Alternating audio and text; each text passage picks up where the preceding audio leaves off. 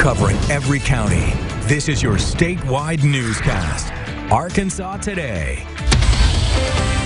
Is into the Arkansas Today newsroom. This morning, Little Rock police have arrested a man on a homicide charge in the death of his wife. Margaret Clevenger was killed on Labor Day. Police say her husband originally told police he came home to his wife unresponsive on the floor.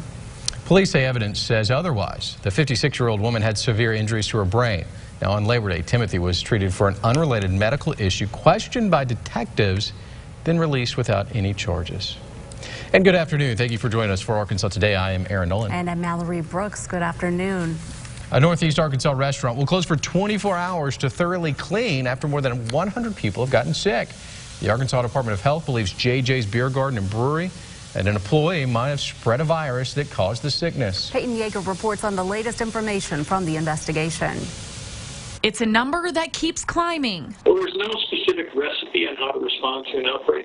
The Arkansas Department of Health says 101 patrons have reported an illness from eating at JBGB from September 13th to September 24th. Dr. Dirk Haslow, who is leading the investigation, believes a norovirus transmitted from an employee could have ignited the outbreak.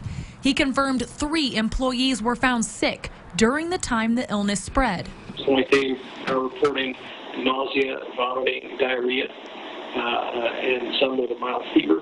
Anna Wynn posted to our Facebook page, "I was there Tuesday the 18th and sick by the 20th. Finally feeling better today. I'm calling the health department tomorrow." And for some, the news isn't scaring loyal customers off. Colby Saylor says, "I have all the faith in the world in this place and we'll be eating there this weekend." JJ's Beer Garden and Brewery tells KNWA it's cooperating with the ADH's investigation and is permitted to remain business as usual for now. Once we exclude the ill employees, that the risk to the public, again, is minimal. Dr. Haslow says as of right now, there isn't a specific item on the menu that's causing the sickness. And as for keeping the Fayetteville staple doors open, the ADH says it still has more to uncover. We have some clinical samples from ill patients and some food samples that are arriving today that will be analyzed at our public health lab over the next couple of days. And we expect to have important information to help drive what we do next. The department says there have been no hospitalizations at this time. Dr. Haslow says a norovirus has to run its course. If you did eat at the restaurant from September 13th through September 24th, you are asked to call the Arkansas Department of Health.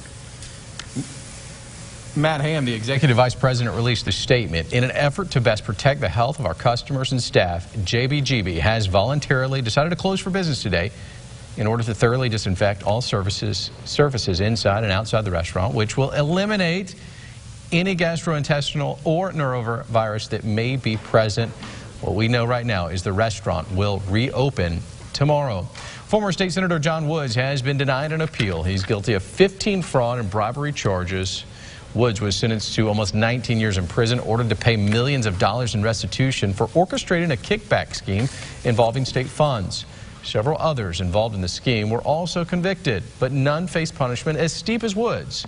With his appeal denied, Woods will have to serve at least 85% of that sentence. A man facing several sex crime charges accepted a plea deal Tuesday afternoon and will serve the next 100 years in prison. 41-year-old Damon White was charged with 2 counts of rape, crimes against a family member, and making pornographic videos with underage teens. That's all for accepting a plea deal. White's victims will not need to testify. During the trial, the judge told White he was pure evil and will pay for what he did in the afterlife. His crimes are despicable. I think the important thing to remember, though, is that these 2 young women, even though they were victims of the vile acts that he inflicted on them, really showed a lot of courage in confronting him. He would not be convicted today if they weren't willing to testify against him in court. And Smith will not be eligible for parole until he is in his 80s. Central Mall in Texarkana will be sold to the highest bidder next month. This according to documents filed with the Bowie County Clerk of this month. The note on the property matured in June and the money owed was not paid. The property will be sold October 2nd. The mall will remain open and they don't expect it to affect operations. 61 years ago this week, 9 black students integrated Little Rock Central High School in a showdown which gained national attention. For 6 decades now, the school has been a symbol for the struggle for civil rights. Tonight, a push for more social change on campus, this time in the form of ending violence at schools. Focusing on the violence and the fear and the pains that they went through 61 years ago, and how they're still relevant discussions and need to be had today. Dr. Terrence Roberts, one of the Little Rock 9, were there, and also Mary Lilybo were both guest speakers. Lilybo's mother was murdered by a member of the Ku Klux Klan in Alabama for participating in the march from Selma to Montgomery. A book signing and reception followed that discussion. Here's a look at what's happening today. Senators are expected to hold a hearing on the potential impact of the tariffs on the U.S. car industry. The Federal Reserve is set to raise interest rates. Investors see a rate hike as a done deal. The Senate Committees on Commerce, Science, and Technology will hear from major tech companies to improve user data privacy. The House of Representatives meet today to vote and debate on a funding bill. And 58 years ago today, John F. Kennedy and Richard Nixon met in the first ever televised presidential debate. JFK went on to win the 1960 election, being known as the first televised president. Well,